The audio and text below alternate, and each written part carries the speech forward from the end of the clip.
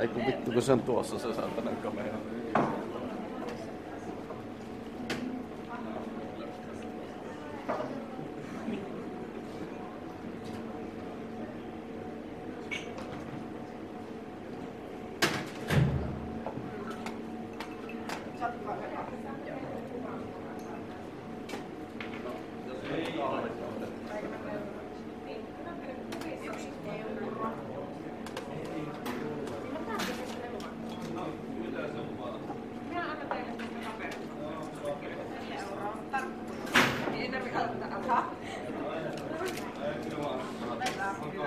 Ja olette täysikäisiä.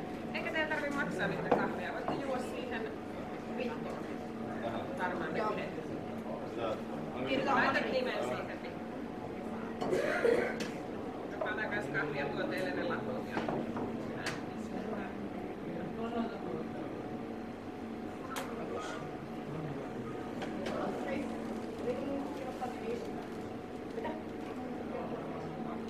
Saat rahaa. Istutkaa vaan jonnekin tänne ettei pois, mutta mä tulen teille.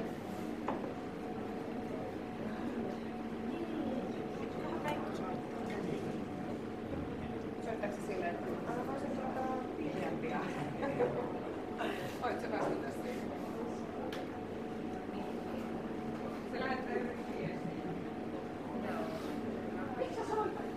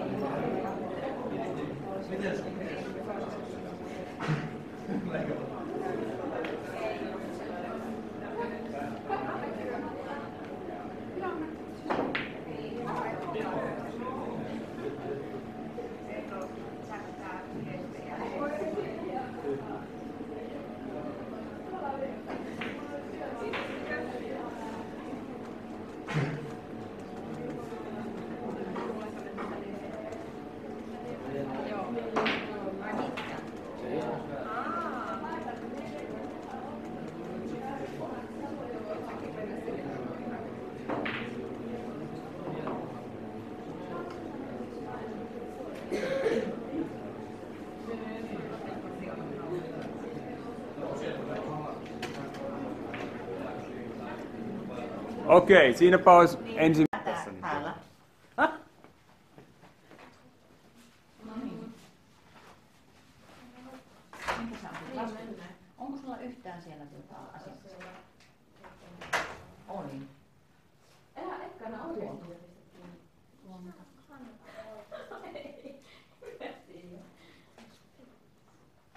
ota se. Siellä klikkaa. Numero 2.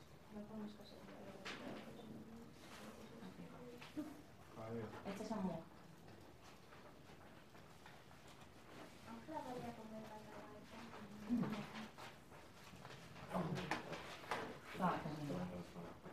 Ai niin, hyvin.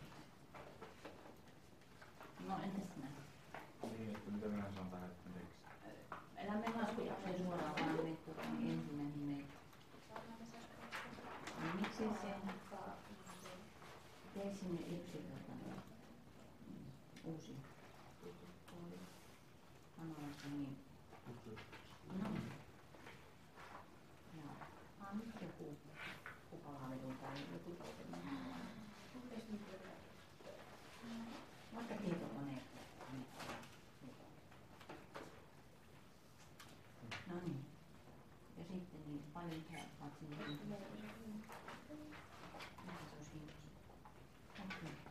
Onko se verollinen vai veroton, mutta ehkä se on, tähän voi laittaa mittoja, leveyksiä, mitä siinä on.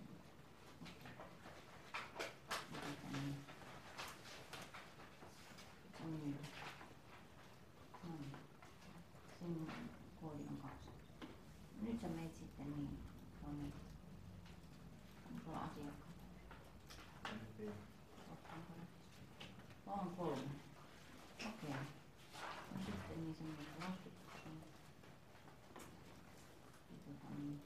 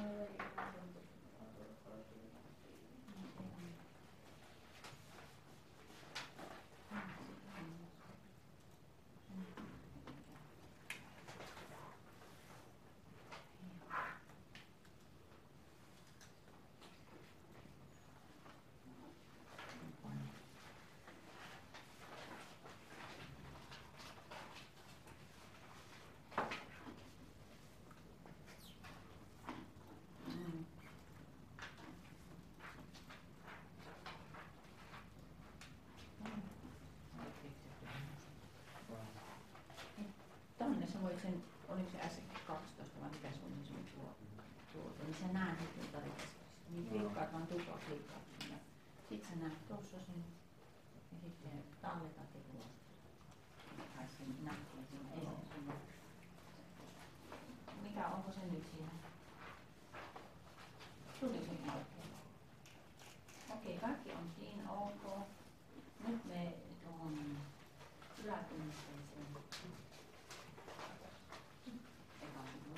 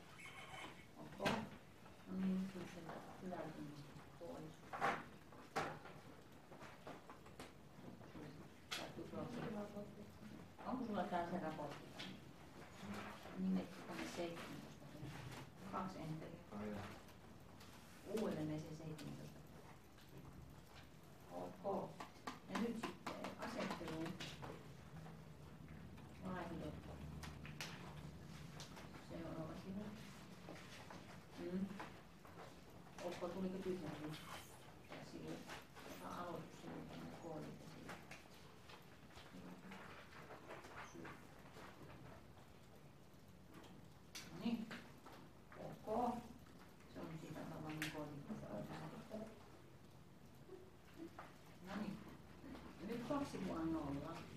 Me ei haluta sitä auki. Minä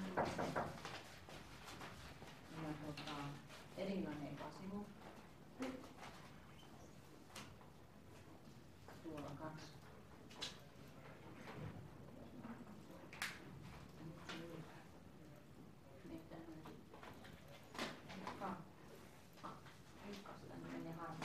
Kakkospainike.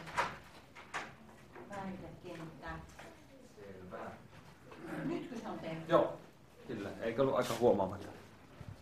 Lentäviä asioita. Okei, eli no niin, nyt tämä opettaja sanoisi, että aloitamme tämän projektin käsittelyn sillä, että otamme chatin kierroksen ja kaikki kertovat, että mitä aikovat tehdä ensi kesänä. Ja kellä on ajatus mielessä, niin sapi aloittaa. Ja jokaisen pitää vastata. Reissata. Ajattelin olla kavereilusta. Okei. Entäs Topi? Nautiskella elämästä. Kuulin, että anniskellaan, mutta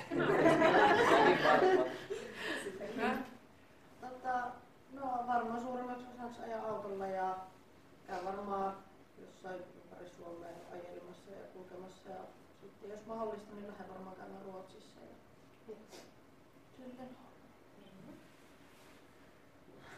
No pitää käydä poikakaverin siskon luona, se synnyttää heinäkuussa, ennen kuin se on sitten viimeisillä, että se ei jaksa tehdä mitään.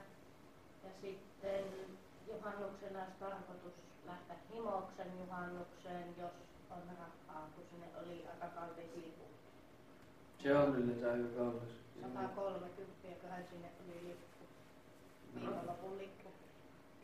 Ja sinne, ja sitten ei ole töitäkään, niin varmaan valomaille. Anniskelette. Minun nuoruudessa pääsi Ilosaaren rokkiin 45 eurolla. Ihan järkyttävä hinta 103. Missä se Himostes on? Eikö se tuolla jossain? Sitten Keuruu. Siinä Keuruu Jyväskylä siinä. Joo. Se kääntyy siinä. Se on ihan sen Joo. hieno paikka. Okay. Ei ole muuta suunnitelma. Entäs Veera? No, jos on kesätöitä, niin sitten on niissä ja sitten varmaan aivan Kuhmossa tai Reijonissa aina vaihtelee ja käydä näissä, mitä lähellä on näitä muita kaupunkeja kuin Kuopiossa ja muuta. Käydä siellä reissailemassa ja ihan vaan olla vaan. Eipä mitään erityisempiä suunnitelmia. Ehkä niin. Eipä oikeesti. Jos on hyvä sää, niin mahdollisimman paljon ulkona kavereiden kanssa, sitten iso seksonipaarille. Ja sitten kesätöihin jo 2 viikkoa, tai sitten mä pääsen Djiboutiin siellä kesä. Ja ehkä Helsinki. Onko sulla monta leiriä? 1. No entäs Auli? No niin, minun kesä menee varmaan vähän samalla kaavalla kuin aikaisemmatkin kesät, eli työskentelen tuolla kauppatorilla siellä minun torikahvilassa ja kukkomyynti kojulla. Ja sen lisäksi varmaan vähän kotimaassa semmoista matkailua, että nyt on tulossa matkailuauto meille ja siihen ajan nyt C-korttia, että saan ajaa sitä suurta matkailuautoa, niin sillä varmaan tehdään pari reissua, että on vähän suunnitellut alkukesään, jos käytäisiin Lapissa ja loppukesänä sitten tuolla Naantalin saaristossa. Ja tämmöiset kotimaan matkailut ja tätä minun harrastustyötä olisi nyt tiedossa ja veneilyä tietysti tuolla Oulujärvellä. Mulla on haaveena pitkään ollut semmoinen, siellä on semmoinen kuin Karhusaari, niin sinne Karhusaareen sitten mentäisiin veneillä ja oltaisiin siellä yö ja aamulla herättäisiin ihanaan auringonpaisteeseen aamukahvaan. Koska kesällä paistaa vain aurinko. Juuri näin. Tämmöisiä suunnitelmia. Mitä kukkoja siellä torilla, jos nää myy? No mä teen perunaa, lanttukukkoa, muikkukukkoa, lihalohi ja ahvenkukkoa. Ja hinnat? no hinnat on peruna on 17, lanttu 18, muikku 19 ja 23 on sitten ne lihalohi ja ahve ja avokukot tietysti sitten on kans siinä. Ja sen torikahvilla leivon munkkeja aina kesällä sitten ja Ottokukko on hyvä. Se on ihanaa. Se on aivan upea. Se on semmoinen perinteinen kainuulainen perinneruoka, se perunakukko. Että sitä ei oikeastaan hirveästi muualla päin Suomea olekaan, että muita kukkoja sitten kyllä on. Mutta...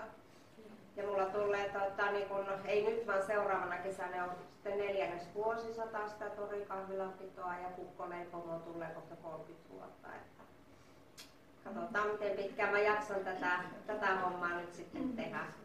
Miten pitkään mielenkiinto riittää siihen hommaan. Se on tosi kovaa työtä. Mä leivon aina yöllä ne tuotteet ja sitten päiväksi tuonne torille. Niin.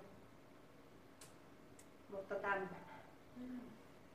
Meidän järkytyin, kun me kuulin, että on olemassa lohikukkoa ja semmoisia. Meillä on Joensuussa ainoastaan muita kukkoja. Niin sitten poikaystävällä se oli järkytys se lanttukukko ja meillä oli se lohikukko ja lohikukko meillä on vielä maistanut, kun se kuulostaa niin jäljittää. Mä tein siihen torikahvilaan sellaisia pieniä lohikukkosia. Ne on tosi suosittuja ja älyttömän hyvä suolainen kahvileipä. Niin. Meillä on ollut aina saa ihan kukkoa, kun mummokin tekee äiditkä. Joo, kyllä. Ihan mahtava juttu. Tämmöisiä suunnitelmia. Mitäs Kirsi? No mä oon kotona töissä ja sitten ehkä varhaisnuorelle leirille kauheaksi joskus. Joo. Onko se leiri alku- vai loppukesästä? Se on kesäkuussa ja sitten pikkuvelillä on riitteleiri loppukesästä. Yes. Hyvä. Sinä saat siitä sitten, hei, jos isoset saatte vapaasti valittavia, jos teillä on todistukset. Nyt kun teillä on ne monisteet tai kirjat, niin tässä on sitten se teksti, mitä teidän pitää katsoa. Mustosen kanssa ei koskaan käydä näitä tekstiä läpi, niin mulla on täällä tämmöiset yliviivaustussit, jos te haluatte ottaa. Niin silloin kun te laitatte visuaalisesti itsellennekin, mitä te teette ja mitä te laskette, niin teillä on helppo sisäistää se tehtävä. Haluatteko näitä tussia käyttöön? Ottaako? Ei tarvitse, no niin. Tää oli myös moni. Sulla ei ole monistetta. Eli on se ylempää toi 2015. Niin, laitakaa sinne 2015. Entä siihen alempaa? No hei, mikä tähän alempaan nyt sitten tulee, koska budjettihan tehdään vuoden alussa ja sitten katsotaan toteuma joulukuun lopussa tai tammikuun alussa. Niin tähän tulee silloin 2016.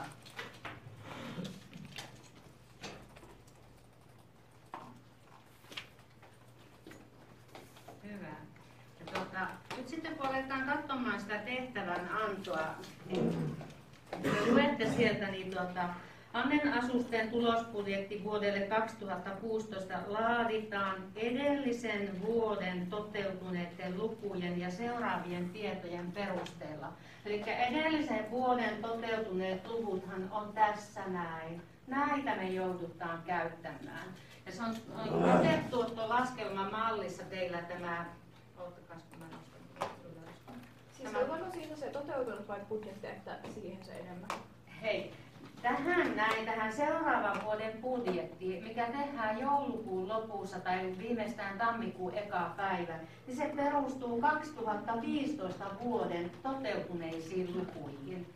Ja sitten tämä toteutunut, niin se katsotaan vasta sitten 2016 joulukuun lopussa tai 2017 tammikuun alussa, miten se vuosi on mennyt. Ja huomatkaa, myyntituotot miinus muuttuvat kustannukset on katetuotto. Ja sitten kun sieltä vähennetään kaikki kiinteät kustannukset ja muut kustannukset, niin saadaan tulos. Ja se tulos on joko voitollinen tai tappiollinen. Eli se on negatiivinen tai positiivinen. Eli tuleeko tähän budjettiin nyt tuohon alempaan nuo toteutuneet luvut? Tähän budjettiin tulee, meidän pitää lukea tästä tämä toiseksi viimeinen kappale ja tätä mennä koko ajan eteenpäin. Mutta sullahan pitää olla joku pohja, mistä sä lasket sen seuraavan vuoden budjetin. Eli sen ennusteen, miten se menee. Ja tietenkin se on 2015 vuoden toteutuma, otetaan pohjaksi. Mutta lukekaa, siellähän lukee ihan ensimmäisenä, että päätettiin panostaa mainontaa 50% enempi. Eikö ookin? Niin laitetaan ekana siihen mainontakohta. Eli kelaatte tätä taulukkoa nyt alaspäin ja siihen mainonnan kohtaan niin laitetaan on-merkki.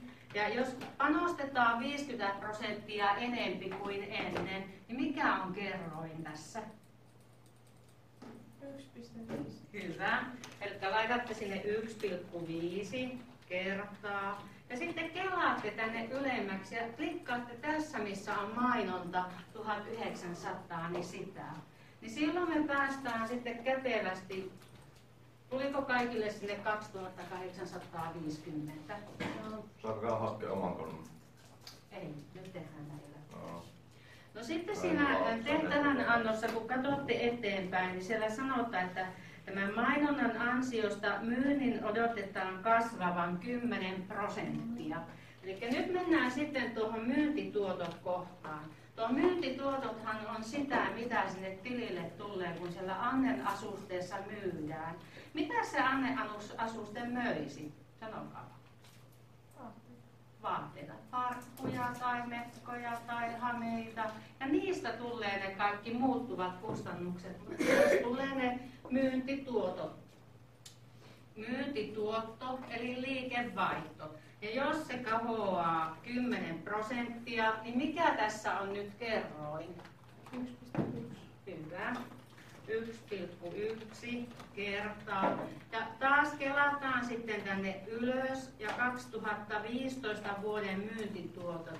Sitä klikkaatte ja painatte enteriä. Niin tuliko kaikille 467 500 sinne luvuksi? Joo, tai vielä uudelleen. Joo.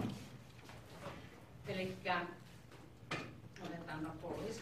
Aina aloitetaan kaava sillä, että laitetaan se on-merkki sinne. Ja jos myyntituotot kohoaa 10%, ennenhän ne myyntituotot on olleet 100%, ja nyt jos ne vielä kohoaa 10, niin silloinhan ne on 110%. Niin silloin meillä kerroin on se 1,1 siitä 110.